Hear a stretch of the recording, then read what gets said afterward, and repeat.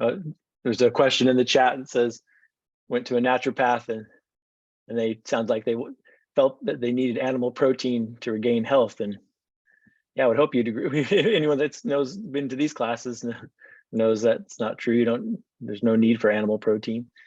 You can be healthy and get all the protein you need and all the amino acids and everything from all plants.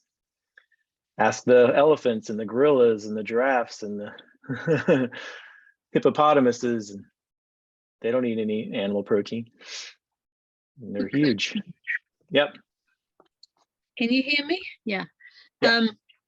I have osteoporosis, and I read a book that says you should eat fish 3 times a week. Now, I ate the not salmon, what's the little ones? Sardines. I ate the sardines. Is that supposed to be all right, or is there something else that plant-based is better?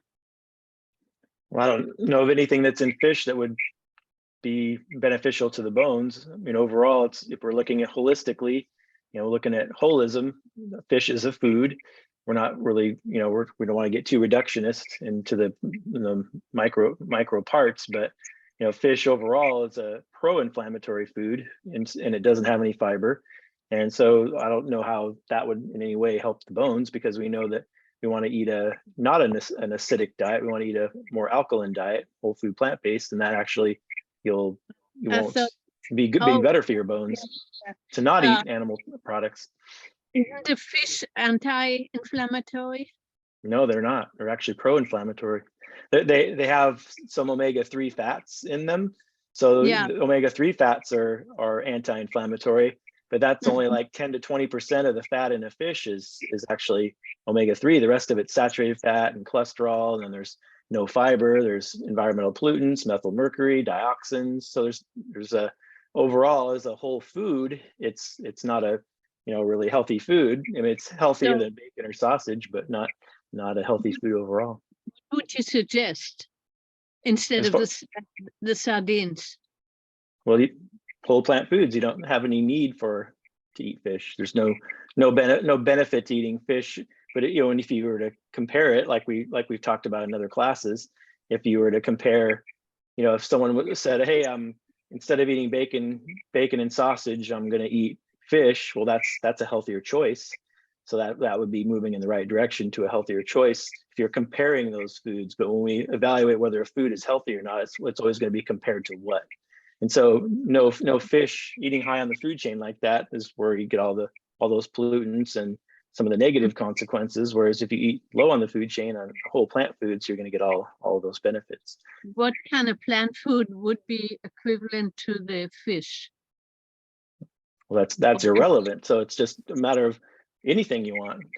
What are you looking for when you're deciding to eat fish? What is it you're looking for? That's the better question. Put the calcium back in the bones. So to get calcium, you want to eat beans and greens and whole grains. They're loaded with calcium. That's what I do. Yeah, but, so you don't need to worry about calcium. You're getting plenty from the whole plant foods. What about the anti-inflammatory? All the whole plant foods are all anti-inflammatory. Oh, okay. So I don't really have to worry about it? Nope. Okay. So hey, you've been to these classes. You should be able to teach this by now, Trouty. Well, I went. What alternate reality are you in here?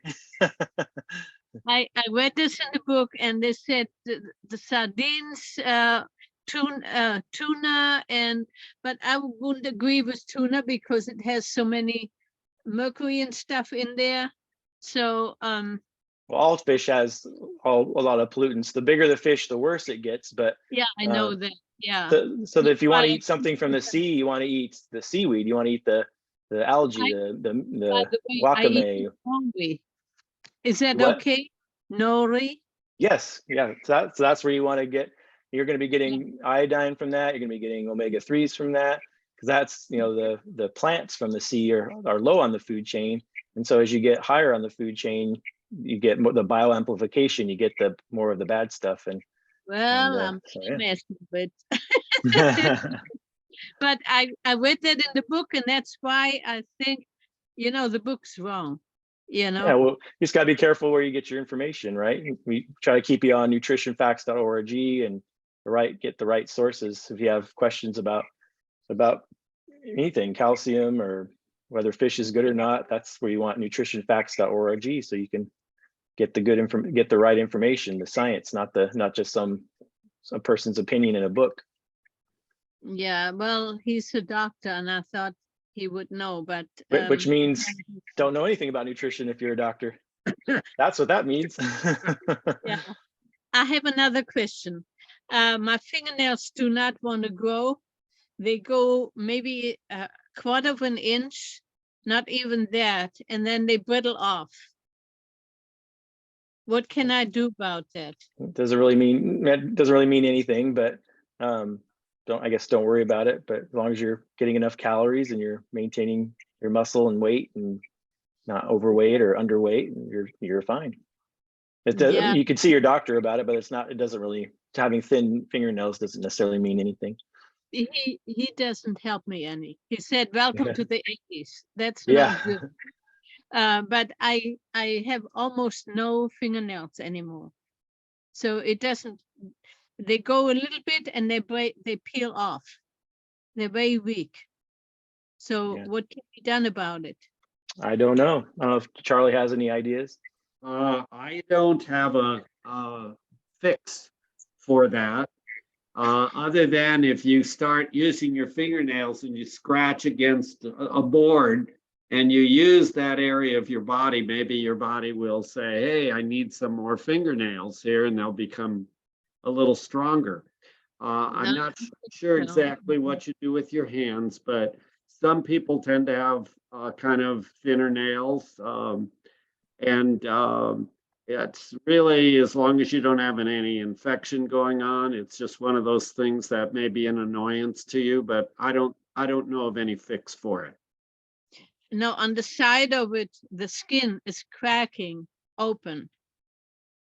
So that could be a moisture issue, your hands getting dried out because you're washing dishes, they're in soap and water. Water with the hands, that's true. Yeah, so what you want to do is you want to make sure that you might use a moisturizer on your hands. You could wear gloves or something to when you're in water washing dishes. So if that's what's happening, if you're getting cracking of the skin, they're getting a bit dried out, and whatever soaps or detergents your hands are getting in contact with, you need to take them away. No, I don't use detergent, only water, but hot water to rinse the dishes, and then I put them in the dishwasher. Yeah. But also the cold weather has something to do with it, because in the summer I don't get that. Well, Painful, it gets pretty deep now.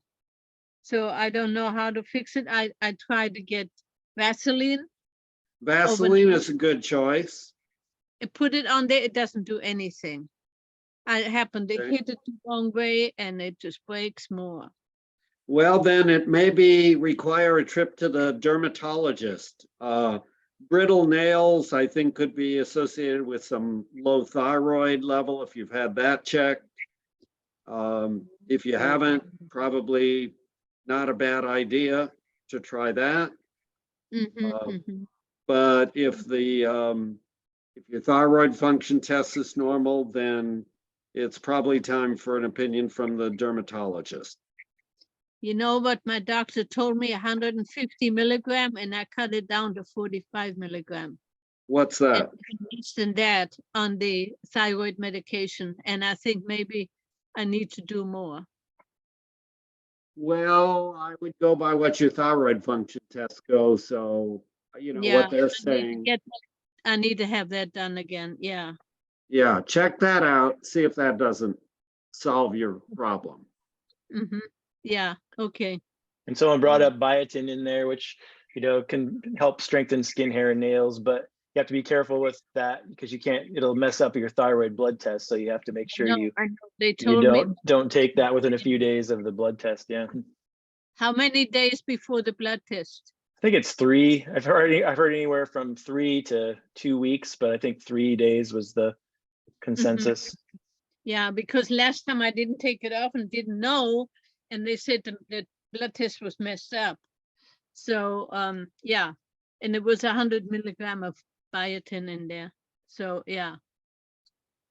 So, Okay. yeah, Okay, Joan. This is for Charlie. I want to talk about things from the ocean. So where can I purchase Dulse? And what's the best way to use it? And what's the best way to use Nori? So Dulse you can purchase, we've gotten it from Whole Food. I don't know that we've purchased it at other stores, but we also buy it online. And the way we use it is we take a strip that might be, I can't show you because my camera's not working, but it's about 1 inch in height and maybe, I don't know, maybe 4-inch wide strip. My wife steams it with our green vegetable and we just eat it in there, and it really has become pretty tasty. The first time I tried it, it was pretty gross, however.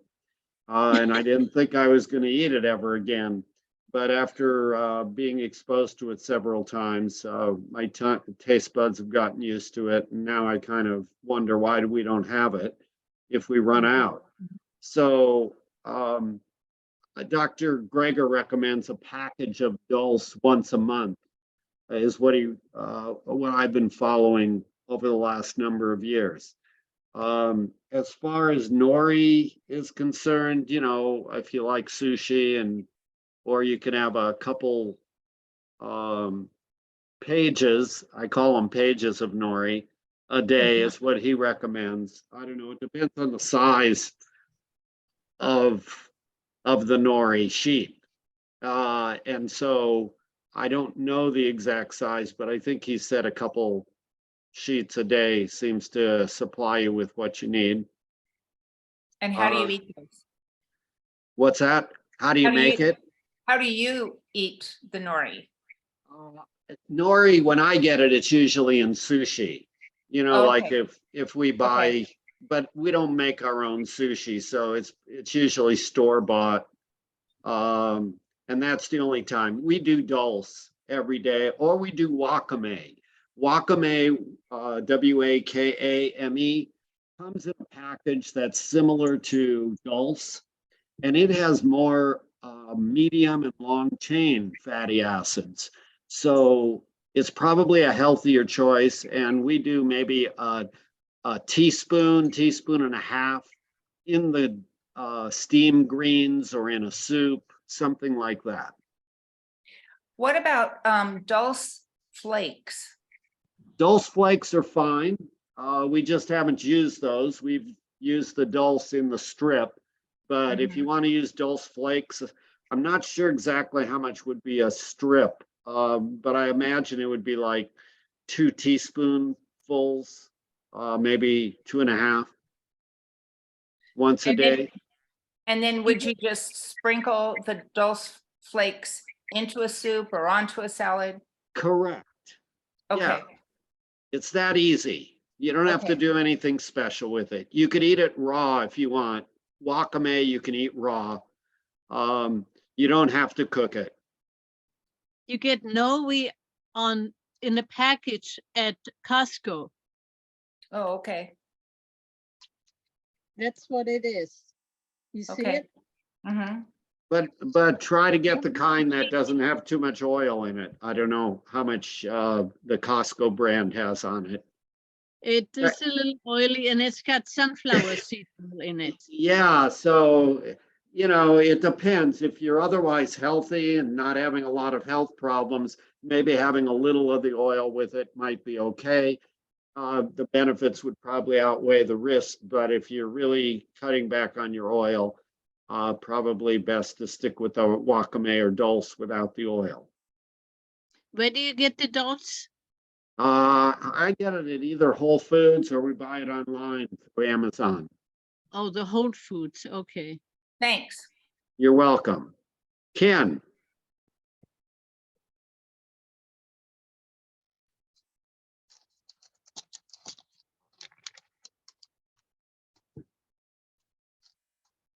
Okay, good evening.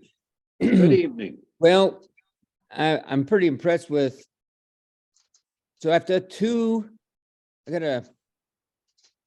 I got my main doctor provider and my gastroenterologist, and when I told them I was doing this, they said, "Oh, you need to eat 3 ounces of meat a day." Of course, I didn't listen to them.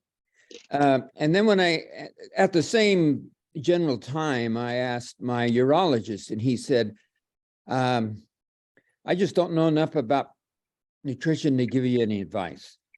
And that was 3 months ago. Yesterday, I saw him, my urologist, and he was all about it. I said, "Man, you know any way I can get iodine without eating seaweed?"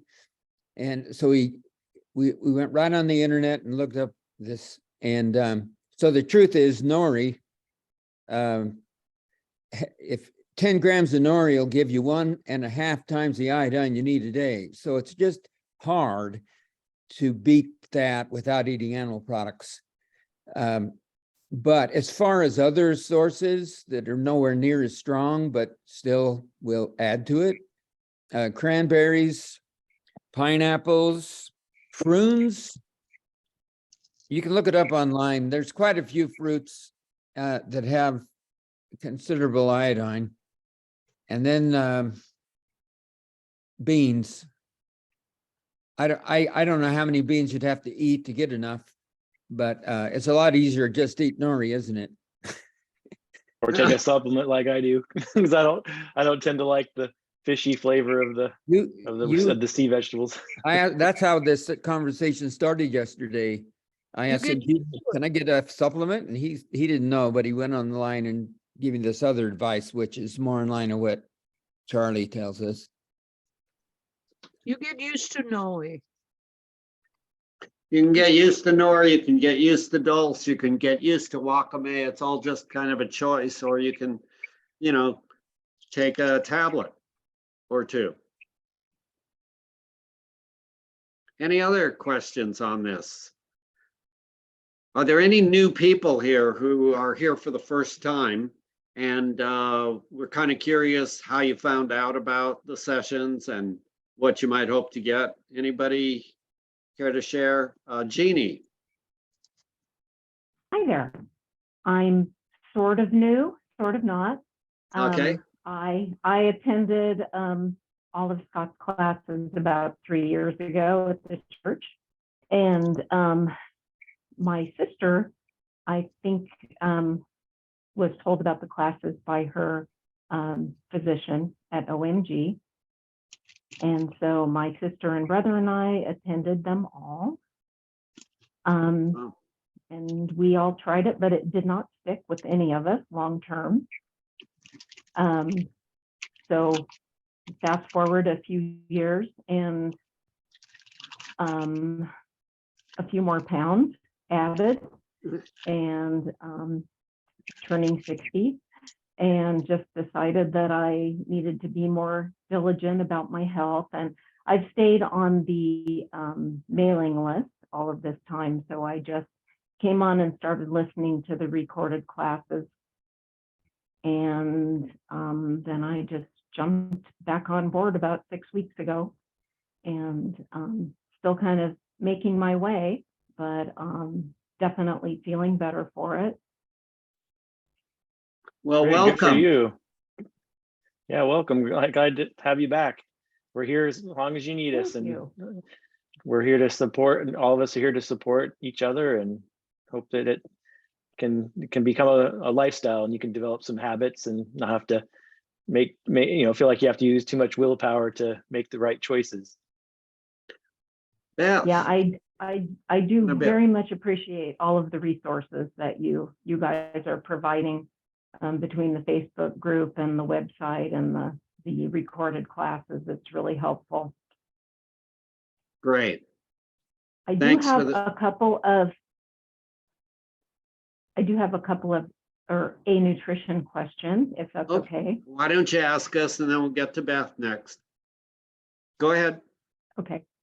So I have been and will continue to track all my food and nutrients until I kind of get the hang of this so that I know what I'm eating and getting as far as nutrients. And I've listened in your class recordings to kind of what the average intake should be for protein and such.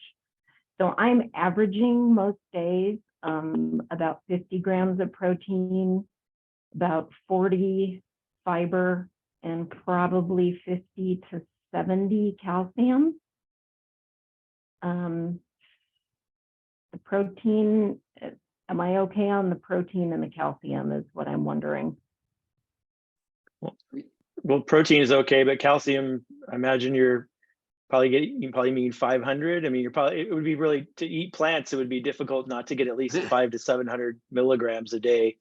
Yeah, so that would, pretty easy. If you're eating beans and greens, there's a lot of calcium in that. So you're probably getting, there's never been a documented case of calcium deficiency anywhere in the world literature ever. So that's not a nutrient you need to worry about. And then protein, you don't even need to really be counting your grams of protein either. Just as long as you're getting enough calories, you're going to get enough protein. So you don't need to worry about that either. So it's just kind of, I try to tell patients to focus on what are the food packages you're choosing. Put your effort into what whole foods you're eating every day, and eating the colors of the rainbow and getting lots of variety and just enjoying the food. And so it doesn't feel so much like a chore, and people sometimes will kind of put too much attention on things they probably don't need to put so much attention on, and focus on other things that bring them joy in their life and whatnot. So I would just, focus on eating just all whole plant foods the best you can. Are you eating I enough look forward- greens? I have the Daily Dozen app, and I'm doing pretty well with that. I usually hit about 20 out of the 24 items. Getting all 24 is tough. If you're doing But- 20 out of 24, you're getting enough, just like Scott said, of protein, you're Mhm. getting enough calcium. If you're worried about the calcium, you're having a cup of collard green once a day. There's 225 milligrams alone in 1 cup of collard green. Okay. And I agree with him, the 500, if you're getting above 500, you're doing quite well on, and you likely are. If you're eating beans and you're eating greens, you're getting enough. And as far as protein, you're Okay. getting enough. We kind of tell people anywhere between 25 and 55 grams of protein, that the 55 is upper end of really someone who's got a good, big body frame, in my mind. And so for medium frame people, probably down at, somewhere in the 40, 45, but I wouldn't count it. It's a waste of time. Just eat enough, get enough calories, like Scott says, and you'll get enough protein. If you're going around hungry, that would be a problem. But if you're not, you're getting enough calories. It's a lot of food. It is a lot of food. You're feeling full all the time, aren't you? Yes. Yeah, Yes, so, and definitely. as long as you're feeling full all the time, you're getting enough protein, calories, and you're having plenty, 40 grams of fiber. You maybe even getting a little bit more than that, but it sounds like you're eating all plant foods, so good for you. Thank you. Okay, Beth. Hi, I am back. I've met Scott, oh gosh, probably 5 to 7 years ago. He was one of my doctors, well, PA, that is. And Scott, I'm glad to be back. I came across you in a magazine that was through a Salem magazine through their 50 program. And that has brought me back. Now, I was at the doctor today. Blood sugar in January was 7.4. I am down to 6.9 now. Wow. I am Great. doing my best in following being more plant-based. I am still underneath some of the meat stuff because it's hard for me to change because I'm used to doing that. But I'm finding that I'm feeling better. I'm sleeping better. And my mentality is doing better. I'm not losing quite out of control like I used to be with my personality. And all the way around, I feel better. And I thank you for coming across you again and being able to join this listening and learning. I hope to be back more frequently in the programs on Tuesday and just basically listen. And if I have questions, I'll contact the nurse, the medical student to see helping me out. And I'll probably stay in touch with you too, Scott. Great. Well, glad to have you back, and any changes you can make are great, and just, Oh, and keep at it. I've also lost 9 pounds from January to now. Well, good for you. Excellent. Well- Welcome back, and hope to see you more often. I hope to be around more often and learning from you. It's going to take me time, but I'll get there. Thank you. Wonderful. You're welcome. Wonderful. You're a wonderful example of planting seeds. So you had a seed planted back, whether it's months or years ago, and, you attempt something for a while and may or may not work so well. And then you kind of think about it. And as you think about it some more, you get reintroduced and the seed grows a little bit more. And Well, good it's just, for you. I'm to the point now where I really want to get myself back into shape I want to be. I'm in retirement now and I want to live the rest of my life as good as possible. That's great. You're a good example, inspiring for other people also. Well, thank you. You even got Lisa to turn on her light and probably put her name and number back in the chat box in case you've lost it. Oh, I have Lisa's stuff through the letters Okay, that guy have been, you folks have been sending to me. So, right. Okay, Ed. Yeah, I want to branch off into an area of chemistry that's a little obscure. You don't need to pay any attention to this unless you have osteoarthritis and are struggling with side effects of NSAIDs, which I am. I got to reading online, and Cleveland Clinic has an article they put up that talks about several side effects, and they think that it can, for many of us, be related to messed up mineral,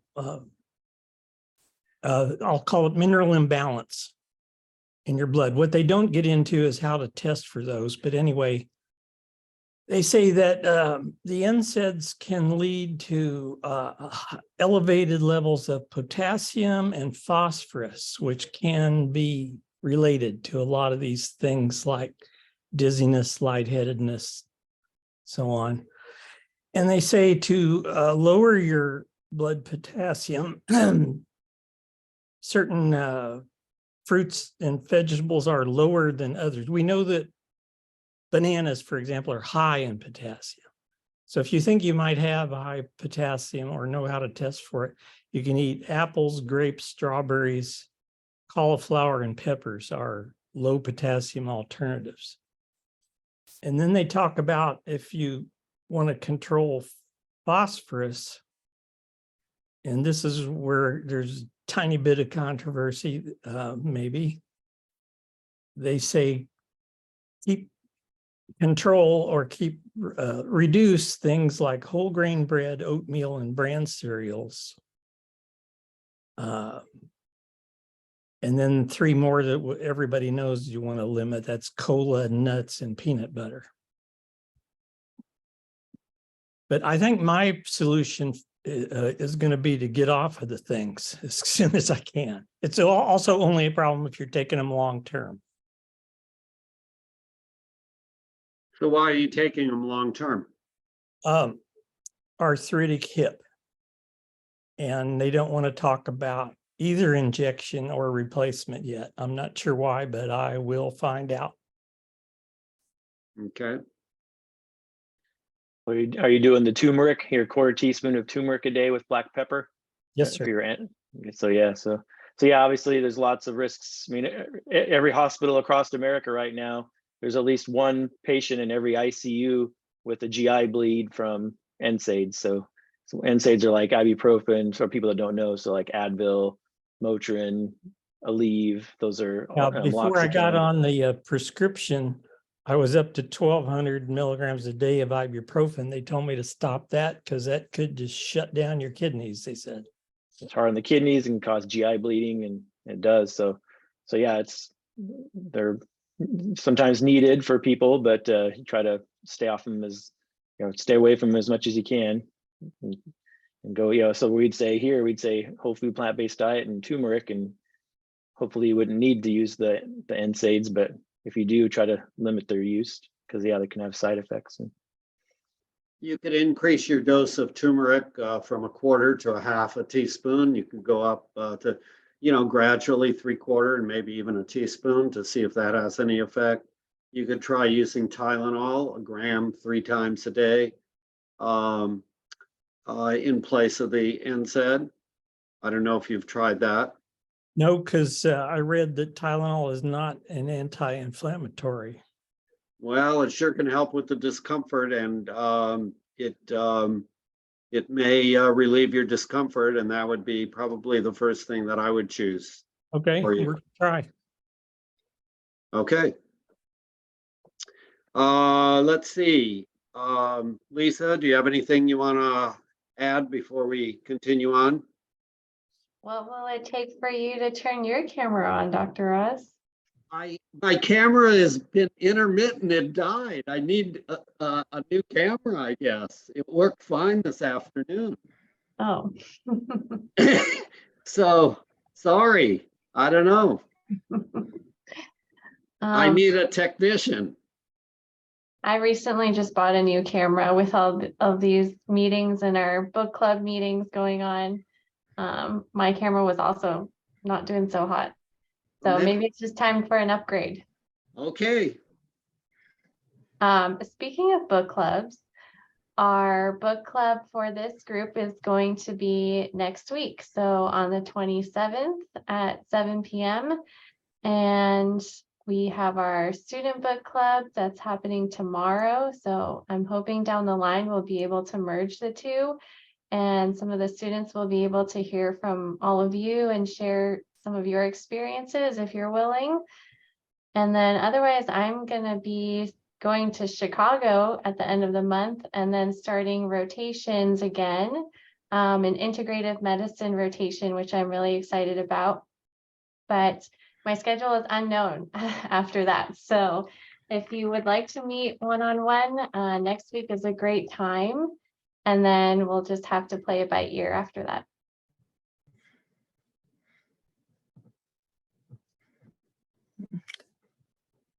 Thank you.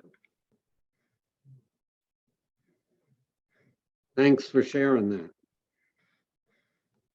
So there's a question in the chat, Charlie. I don't know anything about it. It says, so someone with gastrointestinal issues, what are your thoughts about GI MAP test? And you know what a GI MAP test is? A MAP, M-A-P? Correct. I don't know what a GI MAP test is. Does anybody have a clue? Lisa, do you happen to know what a MAP test is? Okay. I get a shaking of the head, no. Looks like a microbial assay plus. Okay. That sounds good. Lisa, you gave me an idea about my camera. I remember I had an old one. You're back up. And so fortunately, I've got a second USB port. So thank you. And inspiring me to get back with the old technology. I bought a new computer, so I didn't have to use this additional camera, and I hid it away somewhere, but I found it pretty quickly.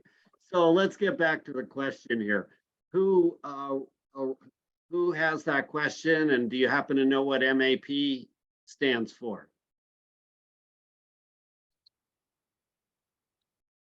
Sounds like it sounds kind of like a naturopath, something a naturopath would do. It's my guess, but I could be wrong. Yeah.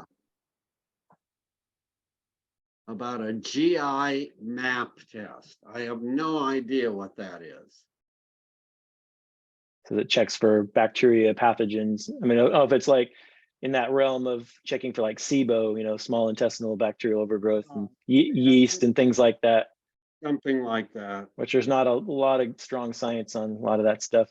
It's that, again, kind of getting into that reductionism where it's a little bit, and kind of get lost down those rabbit holes sometimes when. All right, When- here's a GI map stool test. And I think you're right. That's what it, you know, it's measuring maybe different bacteria and those sorts of things. I don't think the technology has progressed to the point where that's, you know, accepted. I don't hear Dr. Bolshevich, Dr. B, the fiber fuel guy. He didn't really discuss this. He's pretty up to date with different techniques, and I think it's probably, like Scott says, not a lot of evidence-based science behind doing that. But it's good There's for a the lot- yeah. pocketbook of the lab people who are doing it, I suspect. There's a lot of good science with the gut microbiome and doing stool transplantations and things for people with like C. diff colitis and certain things.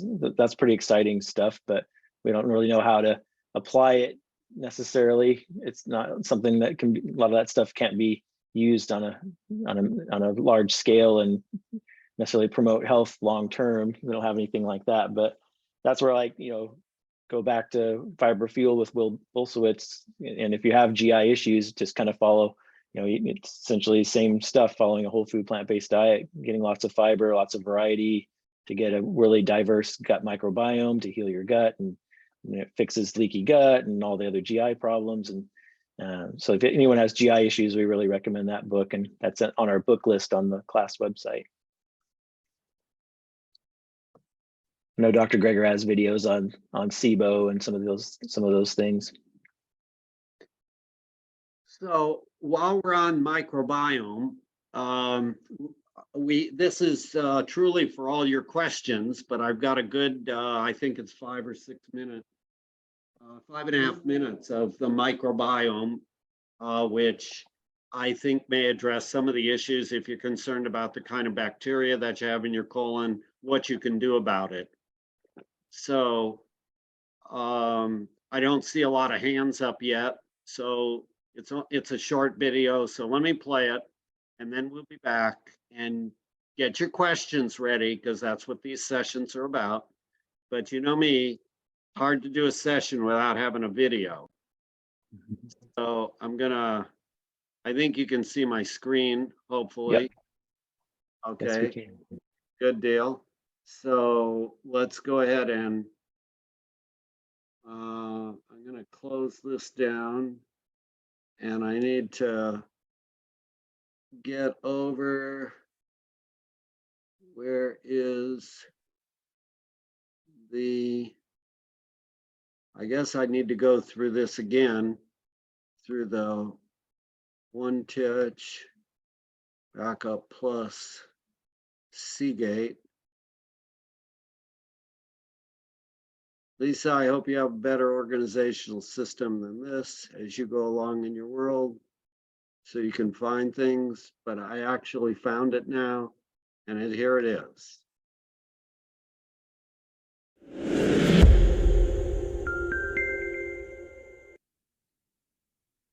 Good bacteria, those that live in symbiosis with us, are nourished by fruits and veggies, grains and beans, whereas dysbiosis, bad bacteria that may contribute to disease, are fed by meat, junk food, and fast food, seafood, dairy, and eggs. Typical Western diets can decimate our good gut flora. We live with trillions of symbionts, good bacteria that live in symbiosis with us. We help them, they help us. And a month on a plant-based diet results in an increase of the good guys and a decrease In the bad, the so-called pathobionts, the disease-causing bugs. Given the disappearance of pathobionts from the intestine, one would expect to observe a reduction in intestinal inflammation. So they measured stool concentrations of lipocolin-2, which is a sensitive biomarker of intestinal inflammation, and within a month of eating healthy, it had declined significantly, suggesting that promotion of microbial homeostasis, or balance, by a strict vegetarian diet resulted in reduced intestinal inflammation. And this rebalancing may have played a role in the improved metabolic and immune system parameters. On an animal-based diet, you get growth of disease-associated species like Bilophila wadsworthia, associated with inflammatory bowel disease, and A. putridinus, found in abscesses and appendicitis, and a decrease in fiber-eating bacteria. Eat fiber, and the fiber-munching bacteria multiply, and we get more anti-inflammatory, anti-cancer, short-chain fatty acids. Eat less fiber, and our fiber-eating bacteria starve away. They are what we eat. Eat a lot of phytates, and your gut flora get really good at breaking down phytates. We assumed this was just because we were naturally selecting for those populations of bacteria that could do that, but it turns out our diet can teach old bugs new tricks. There's one type of fiber in nori seaweed that our gut bacteria can't normally break down, but the bacteria out in the ocean that eat seaweed have an enzyme to do so. When it was discovered that the enzyme was present in the guts of Japanese people, it presented a mystery. Sure, sushi is eaten raw, and so some seaweed bacteria may have made it into their colons, but how could some marine bacteria thrive in the human gut? It didn't need to. It transferred the nori-eating enzyme to our own gut bacteria. Consequently, the consumption of food with associated environmental bacteria is the most likely mechanism that promoted the enzyme update into our own gut microbes, almost like a software update. We have the same hardware, the same gut bacteria, but they just updated their software to chew on something new. Hardware can change too, though. The reason this is called the way to a man's heart is through his gut microbiota is because they were talking about TMAO. Certain gut flora can take carnitine from the red meat we eat, or the choline concentrated in dairy and seafood and eggs, and convert it into a toxic compound, which may lead to an increase in our risk of heart attack, stroke, and death. This explains why those eating more plant-based diets have lower blood concentrations of the stuff, but they also produce less of the toxin even if you feed them a steak. You don't see the same conversion, suggesting an adaptive response of the gut microbiota in omnivores. They are what we feed them. It's like if you give people cyclamate, a synthetic artificial sweetener. Most of our bacteria don't know what to do with it. But if you feed it to people for 10 days and select for the few bacteria that were hip to the new synthetic chemical, eventually 3/4 of the cyclamate you eat is metabolized by the bacteria into another new compound called cyclohexylamine. But stop eating it, and those bacteria die back. Unfortunately, cyclohexylamine may be toxic, and so was banned by the FDA in 1969, whereas regular Kool-Aid, evidently, is completely safe. But if you just ate cyclamate once in a while, it wouldn't turn into cyclohexylamide, because you wouldn't have fed and fostered the gut flora specialized to do so. And the same with TMAO. Those that just eat red meat or eggs or seafood once in a while would presumably make very little of the toxin because they hadn't been cultivating the bacteria that produces it.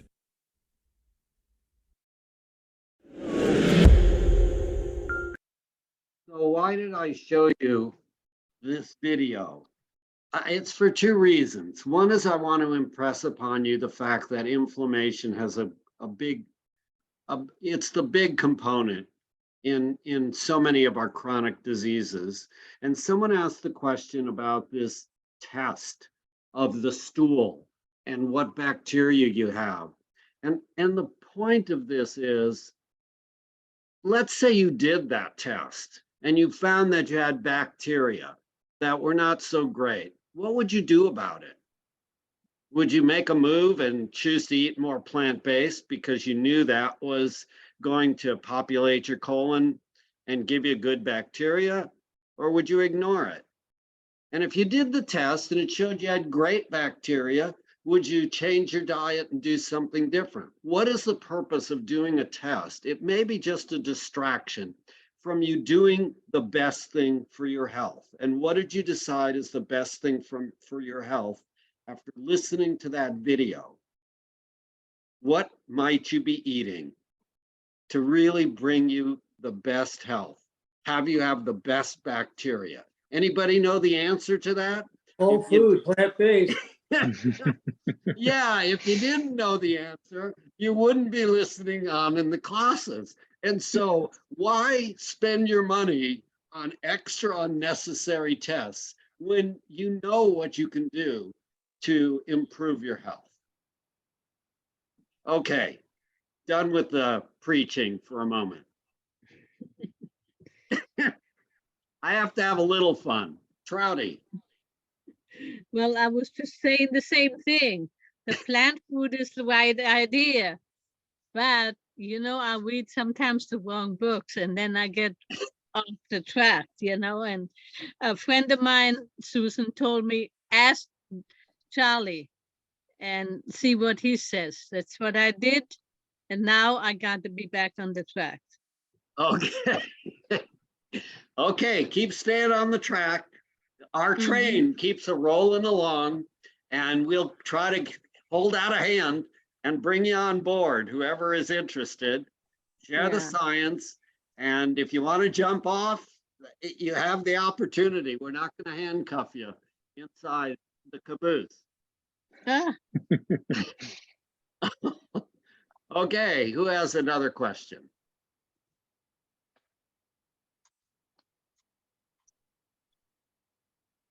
Just for those that are newer, next week will be our 2-part series on diabetes. So I'll do my formal presentation on diabetes next week, and then Charlie the week after. So that's what's coming up.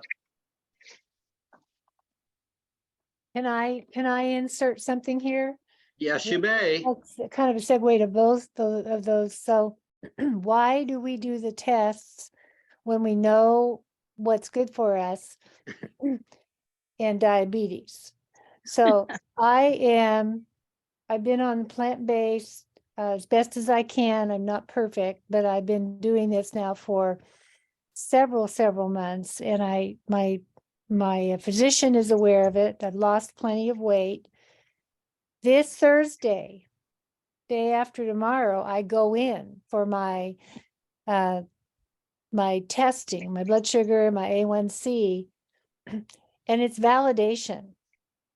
I really want to see, because it's all invisible. I mean, I know I feel good and I know all the good effects that this has brought to me, but I want to prove to everybody around me that is giving me crap that it works. And I really do want to see those numbers come down significantly. And so I'm going to be all on it here for a while, listening to the diabetes information. So. Well, that's a good reason for doing a test, for sure. Go ahead, Scott. Oh yeah, no, that's good, because that's how we measure how well people are doing, is with some of those objective numbers, but they're limited, just because numbers get better in some instances doesn't necessarily mean somebody's healthier. This, for example, because you lost weight because you were on chemotherapy, your blood pressure would drop, your cholesterol would drop, your blood sugars would drop. So on paper, you would look healthier, but we know you're not healthier. We just poisoned you with chemotherapy. So numbers don't always say everything, but when you're doing it the right way with your improvement in your diet and lifestyle, and getting off medications, for example, because if numbers get better when you go on medications too, but that doesn't necessarily mean you're healthier either. It does contribute to reducing risk of complications and heart attacks and strokes and things, which is important. So traditional medicine has some value when it comes to some of those things, but it also doesn't tell the whole picture. So that's important. And then someone wrote since you're talking about diabetes, someone wrote a question about, we're going to talk about relationship between diabetes and kidneys, and we have actually a whole class on kidney disease. We'll go over, but yeah, one of the number one cause of kidney failure and dialysis in this country is diabetes. So if we can reverse the diabetes, we could essentially reverse the kidney disease. So that'll be very important. Susan, Scott, that's one reason why I came back, is because I'm in my third stage of kidney failure, but my number's at 55 right now, so I have no dialysis. Yeah, that's pretty good. Anything over 60 is basically normal. So Yes. 55 is not too bad. No, 55 is not too bad, but I just wanted to let you know that's what brought me back to you. so Beth, Susan, I'm going to interrupt a second. Beth, I have personally been involved with 3 or 4 people now who have improved their kidney function from stage 3 kidney disease. You're close to that, somewhere in the 40 to 50 range, to they've improved in the other direction to above 60 by doing whole food plant-based, but they really have to stick with it. I think we have one tonight here who might share her experience. That's Dorothea. And I had a patient. Go. Oh, sorry. Go ahead. No, I said I had a patient go from 18 to 44 in 6 months. The GFR of 18, which is almost dialysis level, and then 6 months later on a whole food plant-based diet, he was up at 44. That's like more than double, like 3 times improvement. That's excellent. Yeah. So Wonderful. Dorothea, you want to share how long it took you to reverse your? Of course. I was on the whole food plant-based diet for 3 months, and I was in stage 3 kidney disease, and now I'm back to normal. I completely reversed my kidney disease. Well, I can understand I can reverse this, and I'm going to work on it. Okay. How long did it take you to do that, Dorothea? Was it 3 months? 3 months. Yeah. And Okay. were you totally whole food plant-based, or did you gradually do it, or how did you do it? Well, at first I didn't know about the SOS, no salt, oil, and sugar. And so I had been getting some little bit of sugar in there. But I was pretty much whole food, plant-based, pretty much. Okay. All right, Susan. Okay. I have a question again. I addressed this, I asked you this a couple weeks ago, but I want to be a little more clear about my question. It's about coconut, whole coconut. And I really like the flavor of this. The brand is Coco June, and it's whole coconut, and it's got a little cassava root in it and probiotics, and that's it. Well, I went on nutritionfacts.org to see what Dr. Greger said about not the coconut oil, the whole coconut. And everything that I saw, I may not have, I searched, and what came up is everything that I saw referred mostly to the coconut oil. He did mention, Dr. Greger did mention, there haven't been studies of indigenous peoples in some part of the world, I can't remember where, that eat mostly, I think, whole coconuts. So he can't tell from there, but that's the only reference I saw to eating the whole complete coconut. And I'm just, I know you said because it has saturated fat, it's bad and people should stay away from it. But I'm just wondering about like small amounts of yogurt at a time that's whole coconut. have you seen anything from Dr. Greger or any studies done about that? Or, we all know that it's saturated fat. Is that alone enough reason to not ever eat it, you think? It depends on your health issues, and I'll let Scott discuss this further with you. Yeah, so I would just say if it's whole coconut, a small amount here and there is probably okay because it's it's still loaded with fiber and nutrients. It's a whole Yeah. plant food, but it is a little high in saturated fat. So if you were trying to stay away from a heart bypass or a stent, or you were really trying to get your cholesterol down, you might want to maybe a small amount if it's just as a flavoring, or sprinkle it on your oatmeal or something like that. That would probably be okay, but I wouldn't recommend eating a lot of it. Now, if you're eating it in any kind of processed form, like if it's, coconut milk that's in something, or coconut in your yogurt, or, if you're doing a plant, like a coconut yogurt or something like that, it's going to be a little bit, I would consider that more processed, and that would probably be the kind of coconut you'd want to avoid. Yeah, this particular kind is the whole coconut. And okay. So that pretty much answers my question then. Thank If you don't have health problems, you can eat what you like, pretty much. If you're trying to reverse disease, you want to really be pretty strict about what you choose to put in your mouth. Does that make sense? It does make sense. I'm just wondering if because I have just a little bit, the last test I took, a little bit high on the LDL, that if that's reason enough, I would to avoid it completely. I mean, I probably won't buy it again because of the saturated fat, but it's just got such a good flavor. It's just the coconut itself that if you haven't had a heart attack or a stroke, yeah, and you're not taking any medicines, it doesn't sound like, then you correct. probably could get by with an occasional flavor treat like that. Just savor it. Do small amounts, just like you might sit with a square of chocolate and savor that. Don't be watching the TV or whatever it is. Make sure you really enjoy it if you're going to have just a little bit. But if you're otherwise healthy, the vast majority of your foods are whole food, plant-based. And this is a whole food too, Correct. I mean, no sugar added or And we're assuming you're not eating any animal products, correct? correct. Right. Yeah, so having a little coconut with your particular situation seems like it's not unreasonable occasionally. Yeah. That's my thought. Yeah. It'd be nice to have it once in a while. Okay, thanks. You're welcome. Okay, Evie and Doug. I have a non-alcoholic fatty liver disease. Would whole food plant-based have any impact on that?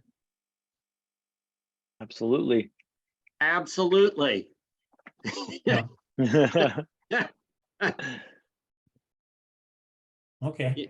You know, the standard American, standard American diet foods are one of the major causes of that. Alcohol used to be the big thing of causing liver disease, but now it's our diet.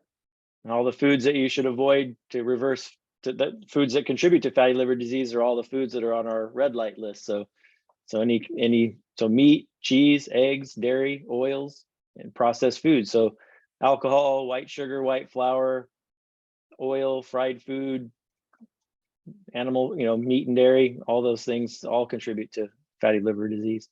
So it could actually reverse some of it, like absolutely, absolutely. Yes. I've seen patients. There's a lot of case studies of patients that have reversed fatty liver disease with a plant-based diet.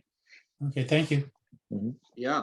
So there's a question in the chat. Does a whole food plant-based diet affect hypothyroidism at all? So I would say yes and no. If you're currently hypothyroid and you're getting an adequate amount of iodine in your diet, you probably need to continue on with your thyroid medication. And I have not seen anybody who has actually reversed their hypothyroidism back to normal by just doing whole food plant-based.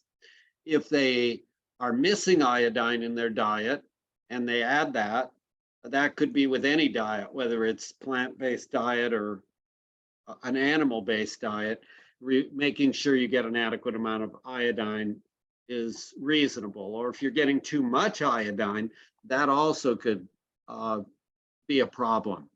So you just kind of have to have the right amount. Now, you might have an argument that there is less autoimmune disease with whole food plant-based diet. And so there are certain autoimmune diseases which become, lead to your hypothyroidism. So if you don't have a low thyroid, if you want to prevent yourself from developing one of these autoimmune disorders, doing a whole food plant-based diet, in my opinion, after looking at the science over the years, seems to be the right way to go. And there are a lot of case control studies, so we don't have big, large scale randomized trials or observational trials or interventional trials showing reversal of hypothyroid, but there are a lot of published case control studies. So what those are, basically, here's a patient X had Hashimoto's hypothyroidism. So their immune system attacked their thyroid and it suppressed it. So then now they're on thyroid replacement, and they've been on thyroid replacement for several years, if not longer. And then they went on a whole food plant-based diet, and all of a sudden their thyroid went back to normal and they were able to stop their thyroid medication. So there are published case studies of that happening, but yeah, those are lower levels of evidence because they're just basically anecdotes that were published. And so that's why we can't say that it definitely can do it, but there are cases where it has happened. But yeah. Another question in the chat is, can we have a session on understanding blood and urine tests? So it's not going to be a full session. We're going to give you a quick primary on it. So you draw a patient's blood to find out what their white blood cell count is. And you look at the white blood cell count. There's a normal range. It's somewhere, I don't know, 5 to 12,000 or 10,000, something like that. And if it's going too high, then maybe the body's overproducing white cells. Why would they do that? The body's trying to fight off an infection, perhaps, or maybe there is some cancer of the cells, which is overproducing them. Usually have really high levels. Instead of the 5 to 10,000, you might have 75,000 white blood cells or 100,000 white blood cells in your blood. And then you start thinking, oh, that's related to a blood cancer. But infection is probably the most common reason to have a raise in your white blood cell count to maybe 15, 18, 20,000. And infection could be anything from infection of your lungs, infection of your kidneys, infection of skin, infection of anything, brain infection. So inflammation can lead to higher white blood cell counts. And so there are different blood cells in your white blood cell count. There are neutrophils, which are like, they fight off bacterial infections. And then there are lymphocytes, which fight off viral infections. So you can look at the percentage of the kind of cells. There are other cells that deal with allergy. They're called the eosinophils. And so you look at the different cells in there and you make a decision, what might be the likely reason why this patient is having symptoms. So that's the white blood cell count. Then there's the red blood cell count. That's the check for anemia, hemoglobin, hematocrit, and then the cell sizes can be different. Small, medium, and large could be related to whether you have some vitamin deficiency, like vitamin B12 deficiency or folic acid deficiency. You can get kind of large cells. If you're losing iron because you've got a polyp in your colon or you've got a slow GI bleed, then your cells become smaller, and they are what would be iron microcytic or iron deficiency anemia, and you do other tests to kind of figure that out. So that's, and then the last test is platelets. You need platelets to kind of help clot your blood, and that's the white blood or the CBC. It's white blood cells, it's your red blood cells, and it's your platelet count. So that's what we get from a CBC. And then a urine sample, for those of you, you give a urine sample. Most of you can tell if you're drinking enough water. You look at your urine, and if it's really dark yellow, what do you say to yourself? Drink Huh. more. I better drink some more water. Why? Because you're getting a bit dehydrated. Now, it could be you've just taken vitamin B, a tablet or vitamin, and it turns your urine dark yellow. So don't count on it within a few hours after you take a tablet of B12. But if you're away from that, then try to get your urine light yellow to almost clear. And if you dip that urine with a dipstick, you can see the specific gravity, which can give you an estimate of whether you're dehydrated or not. You can find if there's sugar in your urine, if you are spilling sugar, if you're diabetic. You can tell if there is bacteria in your urine or white blood cells that would indicate an infection. And there are some other tests, but you probably don't need to go over all those other tests. That's the quick outline of blood and urine. And then you could add the complete metabolic panel, which is checks the kidney function, the liver function. We could look at blood calcium, some other things, but yeah, usually those are just kind of the basic labs that we like. If people are on medications, we have to check a lot of those once a year at least. And then there, of course, you can do A1C for diabetes, and you can do cholesterol and things like that. But those are kind of what we call the basic labs, if that's what somebody was wanting to know about. All right, any other questions? I'm looking around the room, looking for a hand or an unmute, and I see Susan. Just unmute. Okay. This is sort of another coconut kind of question, but I was going. I was at the doctor's today, and we were going over, the blood test that I had last week, and everything was okay except for one thing: the triglycerides, which was like a little high, like borderline high, I think it felt. So he said, the doctor said that. Triglycerides are caused by excess carbs, he said. Too much carbs that turn into fat, or so I think that was his, if I understood it correctly.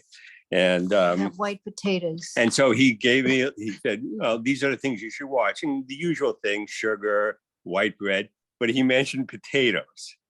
And the thing is, potatoes is one of Susan's favorite foods, and we do eat potatoes. So I was just wondering your opinion on potatoes vis-a-vis triglycerides. Yeah, Scott, you want to take that? Yeah, sure. Yeah, it's not the potatoes. Don't worry about the potatoes. As long as you're not frying them in oil or covering them in butter or sour cream or cheese or bacon. So the things that raise the triglycerides are white sugar, white flour, alcohol, and so any kind of processed refined food. So like even bread can, but not a whole plant food that's high in fiber, and something that grows in the garden is not going to raise your triglycerides. Okay. Yeah. Great. So pretty much the same things we talked about for so no meat, no dairy, no white sugar, white flour, alcohol, and then we talked about this in another class. You might not have been here. Some people, if they eat too much fruit, sometimes can raise triglycerides. In some people, it's pretty rare, but it actually can happen. But fruit juice for sure. So fruit juice will raise triglycerides. So anything that turns to sugar really quickly. Where potatoes, especially if you're eating like a Yukon Gold potato or a red potato or a sweet potato, those are a little bit lower in the glycemic index, a little bit higher in fiber, so those get absorbed a little bit slower. Whereas you could say, well, white russet, even though that shouldn't really raise your triglycerides either, it's not the best of the. I would say it's the lowest rated of all the potatoes because it doesn't have as much fiber, and it's has less of the resistant starch. So resistant starch acts like fiber basically. So you want something that that's higher in fiber, slower in absorption and digestion. And if you do like potatoes, try to stick with the Yukon Golds, the reds, because they're kind of waxy. So that waxy potato is more of that resistant starch, or a yam or a sweet potato. Those will be the best choices when it comes to potatoes. But all those other things are the things that the animal products, the oils, the white sugar, white flour, alcohol, fruit juice. Those are the things that are really going to spike up triglycerides. I see. Thank you.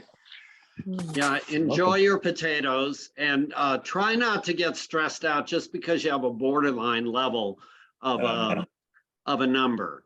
It's Okay. not really anything to, that's in the realm of Dr. McDougall says doctor mongering.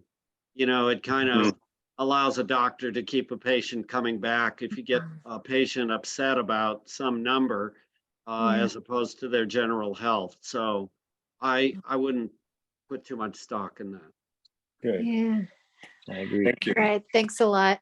You're welcome.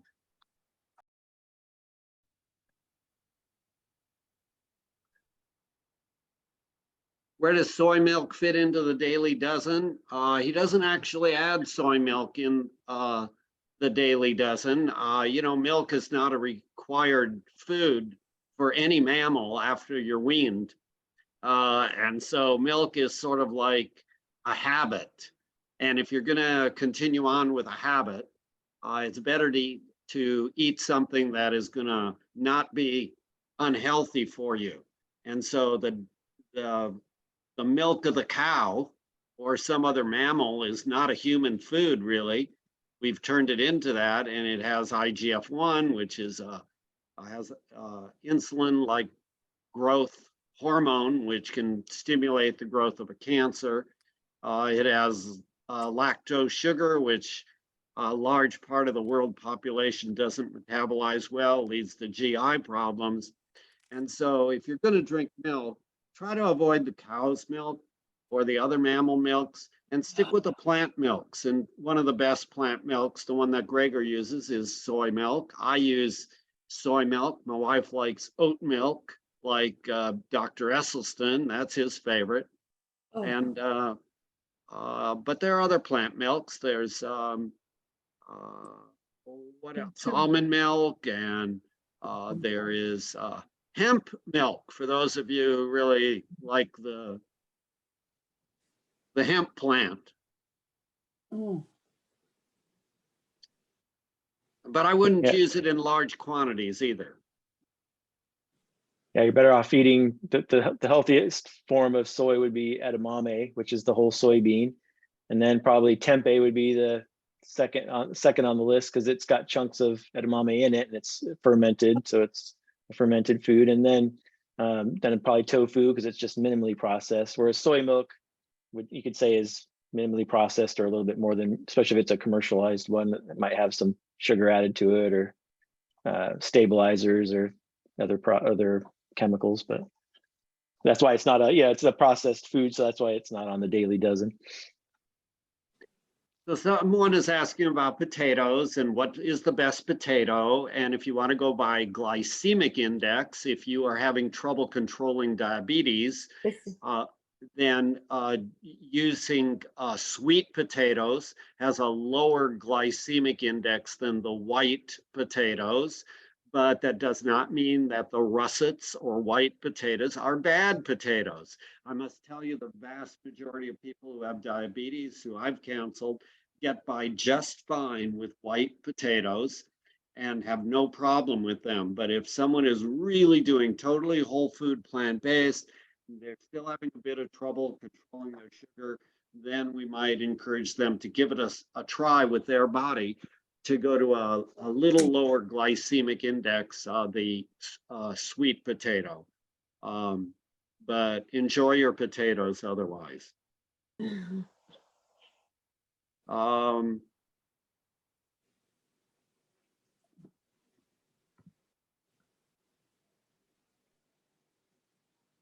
Are diabetics inclined toward high triglycerides or their medications?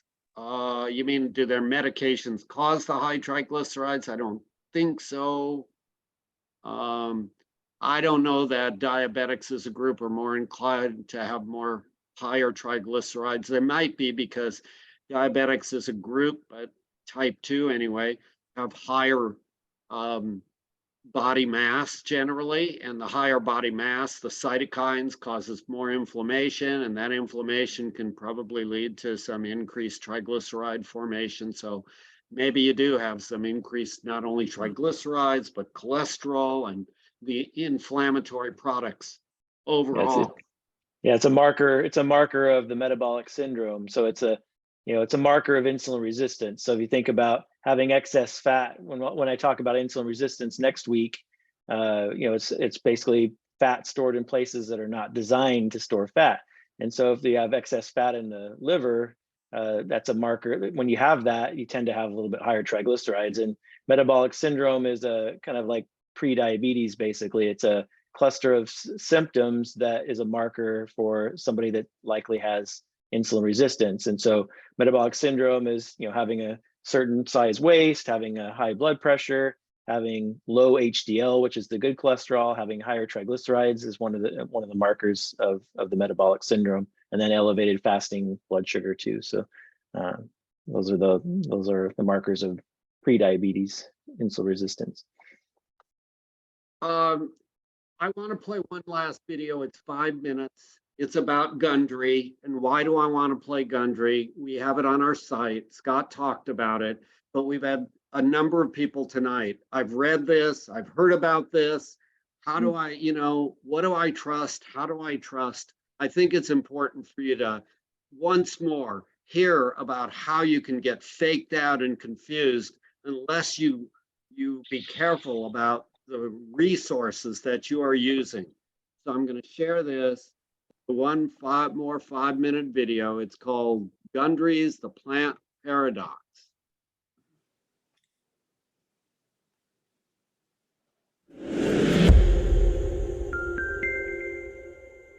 Earlier this year, I started getting emails about this book, The Plant Paradox, purporting to expose the hidden dangers in healthy foods that cause disease and weight gain, foods like beans and whole grains and tomatoes. Why? Because of lectins, which is a rehashing of the discredited blood type diet from decades ago. They just keep coming back. Yeah, but this was written by an MD, which, if you've seen my medical school videos, you'll know is effectively an anti-credential when it comes to writing diet books, basically advertising to the world that you've received likely little or no formal training in nutrition. Dr. Atkins was, after all, a cardiologist. But look, you want to give the benefit of the doubt.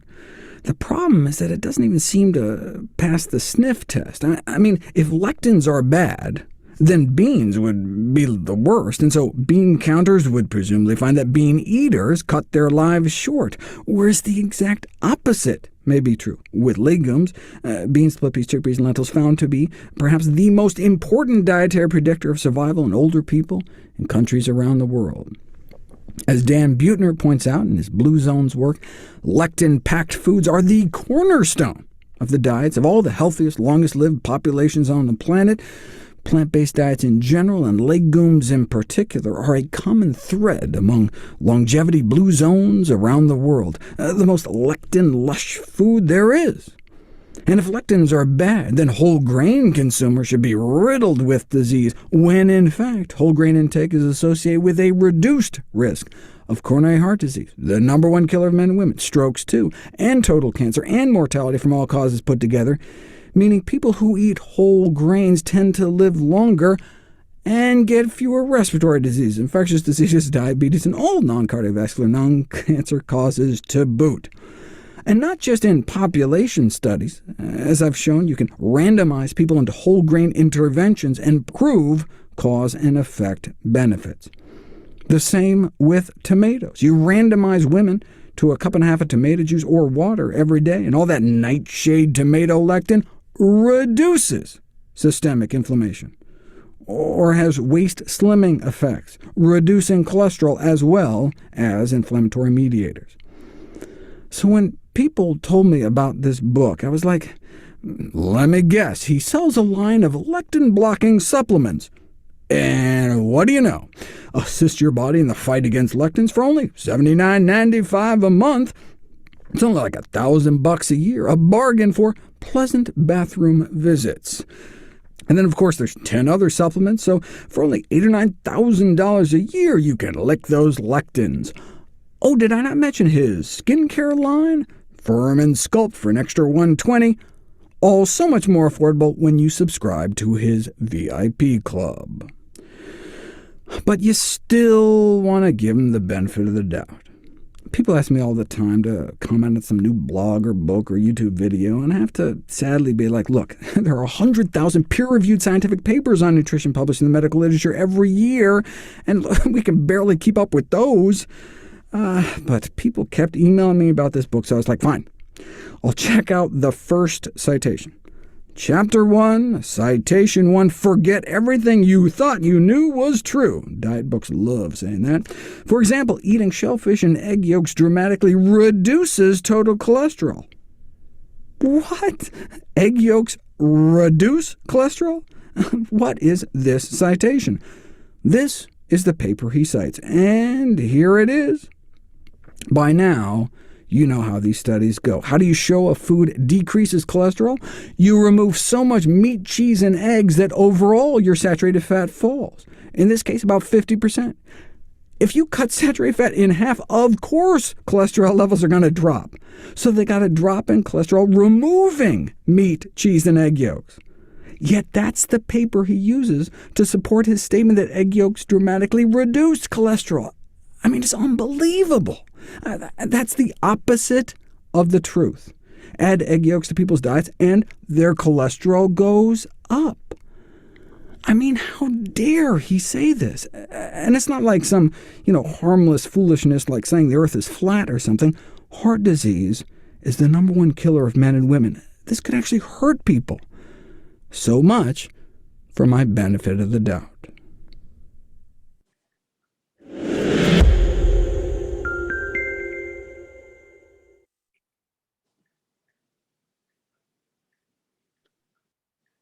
All I can do is take a deep breath in and let it out. It's a big sigh, And Scott and I have listened over and over to people who've read another article, another book, another whatever it is that claims these health benefits. And, we don't have time to do all the research like Dr. Greger has devoted his life to doing this. And he does it with 19 other people who are donating much of their time. And it's a wonderful source, nutritionfacts.org. Ed. Yeah, I just have one more little bitty tidbit to share from history on potatoes. Okay. They are not a well-rounded food all by themselves. However, it's well documented that in past times of famine, Russian peasants living in Siberia have gotten through entire winters on eating little else, almost only potatoes. Well, thank you for sharing that. And you have just made Dr. John McDougall a very happy man. He's been promoting that same message for since he wrote his book, The Starch Solution. He makes a big deal out of the fact that potatoes have kept people alive. It's a very healthy food.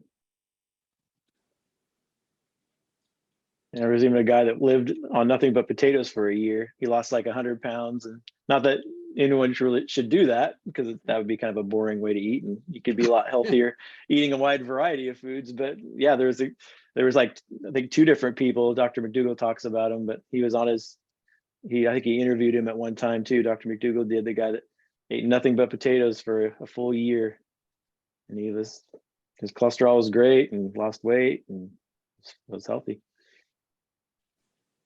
Okay, we have a couple more minutes, couple more questions, whatever. If you want to get the full meal deal here, we can have a couple more questions from anybody who's kind of shy and sitting in the background and like, I don't know if I want to speak up. Feel free. We're all just friends here. No one's going to bite anybody's head off. Charlie? This is Yes, Beth again. Dorothea. Oh, Beth, Oh, okay. no, go ahead, Dorothea. You need to unmute first, and then we'll get to you, Beth. There you go.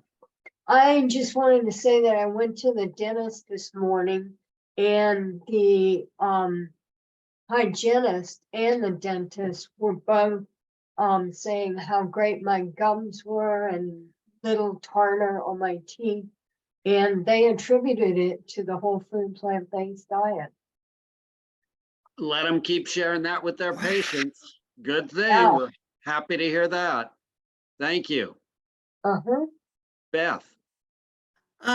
Scott, you mentioning turmeric, using a teaspoon. I can't put black pepper in it because black pepper has a tendency to burn my mouth. Yeah, what you could do then is if, because you don't, I mean, if you like the taste of turmeric, a quarter teaspoon a day on whatever you're eating that's cooking that's savory, you can do that. But to get the anti-inflammatory effects from the turmeric, you need the pinch, just a pinch of black pepper. But if you can't tolerate any black pepper in your mouth, what you could do is, like at Costco, for example, they have the turmeric capsules that have the black pepper in it. So then that way you just swallow the capsule. So if you want the anti-inflammatory effect of the turmeric, Okay, you need the black pepper to go with it. you do need the black pepper. Well, Yeah, what it has if an the black- enzyme. usually don't do any spices that have the tendency to irritate my stomach or my mouth. Yeah, so So imagine that's if you mostly took why I quit black the pepper. capsule. Yeah, the capsule probably wouldn't bother you because it would just Okay, be. I'll give that a you try know, then. Thank you, Scott. Sure. Right. Can you use white pepper? What's that? Can you use white pepper instead of black? I can't use any type of pepper, but thank you. So I see, I think you just might have your microphone unmuted. It's Diane. I don't know if you have a question or not, but okay. You're just listening in. That's okay. We're happy to have you. Any other questions from anybody tonight? Yeah, Before- can you white Go ahead. pepper instead of black? I don't know the answer to that. I don't know what white pepper, how it's different from black pepper, actually. I don't know that I've seen white pepper. I have white pepper, but no black pepper. I know Early on- Dr. early Greger on- mentions black pepper. I think Mhm. that's what the studies have been done on. Could it work? Perhaps. If you're feeling healthy and you're getting the turmeric, I don't know. Scott, do you have a take? Have you only heard black pepper? As I've I only have? heard black pepper, so I guess it'd take a randomized controlled trial because they, that was high. Even traditional doctors know about the turmeric effect. I mean, they did randomized controlled trials where they, had a placebo versus the turmeric with the black pepper, and it actually lowered C-reactive protein, which is an inflammatory marker, and actually it worked equally well as ibuprofen. So it wasn't like it was better than ibuprofen. It was equal to ibuprofen, but hey, you don't have the side effects that the ibuprofen, the NSAIDs have. So. Okay, Nancy. So, yeah, well, I'm popping in because I did a lot of research on that question, and it Good. does have to be black pepper because it's a certain botanical entity, and white pepper isn't a true pepper. It's a completely different thing. So just to put that to rest, since I happen to know that. Thank you for Wow. sharing that with us. Yeah. That's the benefit of having a group like this, and we love when people share their knowledge like that. Anybody else? We're going once. It's like an auction, going twice.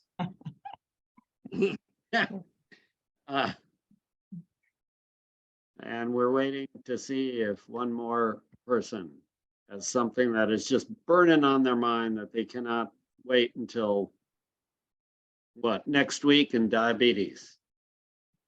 Diabetes are important sections because there are so many people with this problem, and it may not be you personally. It may be a family member, it may be a relative, a friend. I'm sure most every one of you in this room has had some contact with a person with diabetes in the people you've interfaced with. Susan. Are you gonna cover type 1 diabetes also? Yes, I'll talk about all the different types at the beginning. Yep. Oh, good. Okay. We won't cheat you. Oh. Yeah, good. Okay, thanks. All right. Are you in- Scott, do you have any other? Oh, Wife is type 1. I mean, if there's anything I can learn about it.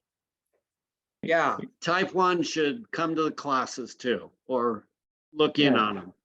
Are you gonna have next week or 2 weeks when you do your diabetes class, Charlie? Are you gonna have Stu? Is it Stu? Stu and Sharon Stevens, if they're available, I usually write a note to them and say, hey, are you available to come? And if they are, they'll come, and if not, they won't. So we'll try to get them. They're Sounds type good. 1. They're great.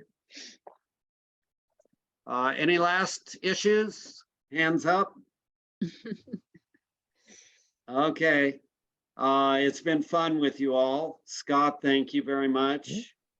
Good night, everybody. We're still enjoying this together, and we'll see you next week. Thank you. Sounds good. Good night, everyone. Good night. See you next week. Lisa, Thanks. Yeah. Good night. good night.